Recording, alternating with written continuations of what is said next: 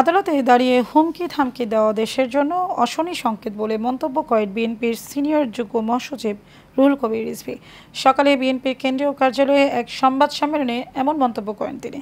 জানান, হাসিনার দোসররা এই আদালতে আচরণের মাধ্যমে অন্তর্বর্তী সরকারকে অকার্যকর করার চেষ্টা করেছেন।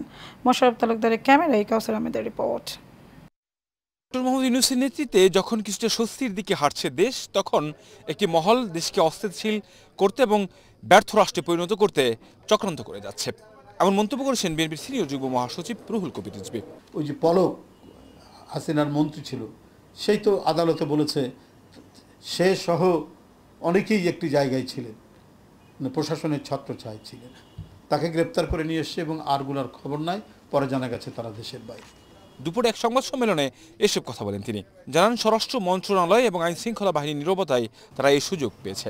হাসিনার গণহত্যাকারী বাহিনীর নেতারা দীর্ঘ 15.5 বছরের ভয়াবহ অপশাসনের জন্য ক্ষমা চাওয়া তো দূরে থাক, উল্টো আদালতে হুমকি দামকি দিচ্ছেন।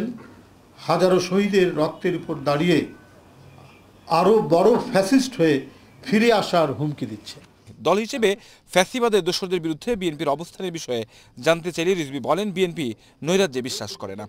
এটা তো দায়িত্ব হচ্ছে সরকারের। আমরা তো দল হিসেবে যদি সেটা প্রতিহত করতে যাই একক দেশে, সেটা তো হবে একটা গুন্ডামি। সেটা আমরা করব কেন? সেটা তো সরকার করবে। সরকারের আছে আইন শৃঙ্খলা বাহিনী আছে, তারা করবে। যখন দেখব আমরা আক্রান্ত হচ্ছি, তখন সেটা দলীয় প্রস্তুতির বিষয় রয়েছে। আমরা আক্রান্ত হচ্ছি বটে। কিভাবে দেশ এবং প্রশাসন চলছে এ ব্যাপারে প্রশ্ন তুলে বিএনপির এই নেতা বলেন, এসব মোকাবেলা করা সরকারের দায়িত্ব। অনেক টাকা পাচার করেছে, কিছু টাকা তো রয়ে গেছে।